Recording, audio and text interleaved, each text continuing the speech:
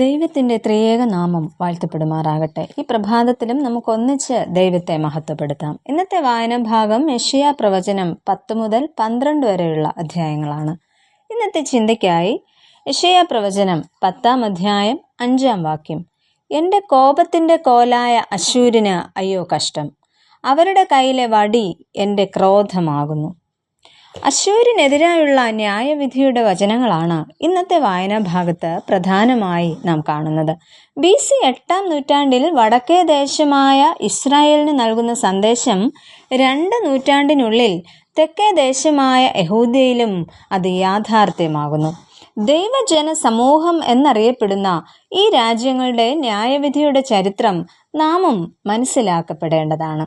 അഹംഭാവത്തിൻ്റെ പരിണിത ഫലം ദുരന്തമാണെന്നും നേതൃത്വത്തിൻ്റെ അപജയം വിനാശമാണെന്നും സഹോദര ഹത്യ സ്വയം നാശമാണെന്നും എളിയവരോടുള്ള നീതി നിഷേധം ദുരന്തത്തിലേ അവസാനിക്കുകയുള്ളൂ എന്നും ഈ ഭാഗം വളരെ വ്യക്തമായി നമ്മോട് പറയുന്നു. എന്നാൽ ഈ അനുഭവത്തിൽ ഒരു അധികാരി അഥവാ നേതൃത്വം എപ്രകാരമായിരിക്കണം എന്നുകൂടെ നമ്മെ ഓർമ്മിപ്പിക്കുന്നു. അത് എന്താണ് എന്ന് നമുക്ക് ചിന്തിക്കാം. ഒന്നാമതായിട്ട്, അധികാരി ദൈവകരങ്ങളിലെ ഉപകരണം മാത്രമാണ്.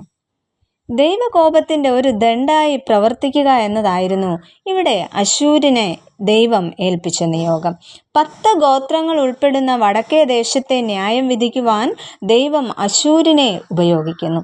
എന്നാൽ നീതിമാനായ ദൈവത്തിൻ്റെ അനുവാദത്തോടെ ആയിരിക്കണം തൻ്റെ പ്രവർത്തനങ്ങൾ എന്നത് അശ്ശൂർ വിസ്മരിച്ചു പോകുന്നു. ലോകരാഷ്ട്രങ്ങളെല്ലാം ഒരുപോലെ കാണുന്ന അശ്ശൂർ അവയെല്ലാം തനിക്ക് പിടിച്ചടക്കാനുള്ളതാണെന്ന് തെറ്റിദ്ധരിച്ചു പോകുന്നു. ശിക്ഷകനായ ദൈവത്തിൻ്റെ കയ്യിലെ കേവലം ഒരു വടി മാത്രമായിരുന്നു അശ്ശൂർ. അതായത് വെട്ടുന്നവൻ്റെ കയ്യിലെ കോടാലി പോലെയും വലിക്കുന്നവൻ്റെ കയ്യിലെ ഈർച്ചവാൾ പോലെയും ഉള്ള ഒരു ചെറിയ ഉപകരണം. എന്നാൽ ഇത് മറന്നു പോകുന്ന അശ്ശൂർ ഇവിടെ ദൈവകോപം ക്ഷണിച്ചു വരുത്തുകയാണ് ചെയ്യുന്നത്. അധികാരികൾ എപ്പോഴും ദൈവകരങ്ങളിലെ ഉപകരണങ്ങൾ മാത്രമാണ് എന്ന ഓർമ്മ വേണം. അവരെ ദൈവം തൻ്റെ പദ്ധതിക്കായി തിരഞ്ഞെടുത്തതാണ്. അതിനാൽ അന്തിമ അധികാരം മനുഷ്യർക്കല്ല, അത് ദൈവത്തിനാണ്. നമ്മുടെ അധികാര പരിധികൾ ദൈവത്തിൽ ആശ്രയം വെച്ചുകൊണ്ട് താഴ്മയോടെ വിനിയോഗിക്കുവാൻ നമുക്ക് കഴിയുന്നുണ്ടോ? രണ്ടാമതായിട്ട്, അധികാരം ധാർഷ്ട്യത്തിനല്ല, ശക്തീകരണത്തിനാണ്.